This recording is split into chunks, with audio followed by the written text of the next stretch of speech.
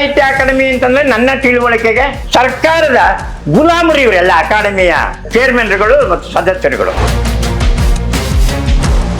ನೀವು ಇಷ್ಟೆಲ್ಲ ಆಳಿದವರು, ನೋಡಿದವರು, ಜನನ್ನ ಬೆಳೆಸಿದವರು, ಮಾಡಿದವರು, ನಿಮ್ಮ ಅಂತರಂಗದಲ್ಲಿ ಹೃದಯದ ಒಳಗಡೆ ನಾನು ಬ್ರಾಹ್ಮಣ ಅನ್ನುವ ಒಂದು ಭೇದ ಇದೆಯಲ್ಲ ನಿಮ್ಮ ಹತ್ರ.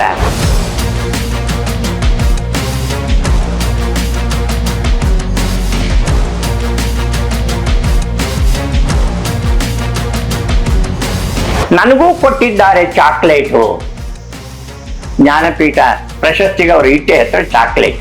ಮಕ್ಕಳಿಗೆಲ್ಲ ಮೊದಲು ಕೊಟ್ಟು ಸ್ವಲ್ಪ ದೊಡ್ಡವನಲ್ವ ನಾನು ಅಂದ ನಿಧಾನವಾಗಿ ನನಗೆ ಕೊಟ್ಟಿದ್ದಾರೆ ಅಂತ.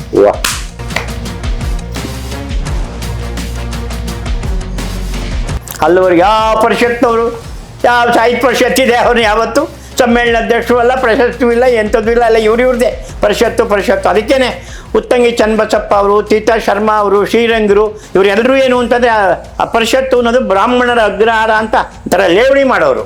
ನಿಜ ಅದು. ಇಲ್ಲಿರೋ ಈ 5-6 ಜನ ಸೇರ್ಕೊಂಬಿಟ್ಟು ಮಾಸ್ತಿ ಅದ್ಯಾ DVG ಇಂಥವರೆಲ್ಲ ಸೇರ್ಕೊಂಬಿಟ್ಟು ಇಲ್ಲೇ ತೀರ್ಮಾನ ಮಾಡ್ಬಿಟ್ಟು ಪಂಡಿತರು ಇವರೆಲ್ಲ ಅವ್ರು ಬಂದು ಶಿವರಪ್ಪನವ್ರ ಮೇಲೆ ನಮಗೆ ಭಯ, ನಾವು ಇದು ಬಚ್ಚಾಗಳು, ನನಗೆ ಅವಾಗಿನ್ನೂ 18 ಇತ್ತೋ ಏನೋ ಗೊತ್ತಿಲ್ಲ, ಶಿವರಪ್ಪನವ್ರ ಮೇಲೆ ಕೈ ಹಾಕೋದ ಮಾಸ್ತಿನೇ ಇರಬಹುದು.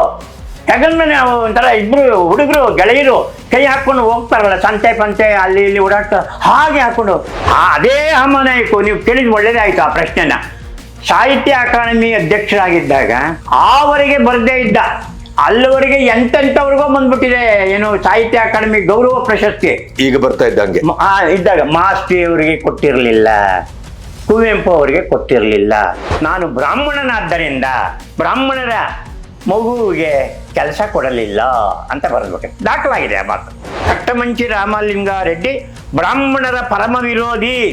ಯಾಕಂದ್ರೆ ಇವತ್ತು ನೀವು ನೋಡಿದ್ರೆ ತನ್ನ ವಿಗ್ರಹಕ್ಕೆ ತಾನೇ ಹಾರ ಹಾಕೊಂಡಂತಹ ಮಹಾನುಭಾವರು ನಮ್ಮ ನಡುವೆ ಇದ್ದಾರೆ. ರಾಮ್ ಕಾರಂತರು, ಶ್ರೀರಂಗರು ಎಲ್ಲರೂ ಬಂದಿದ್ದಾರೆ.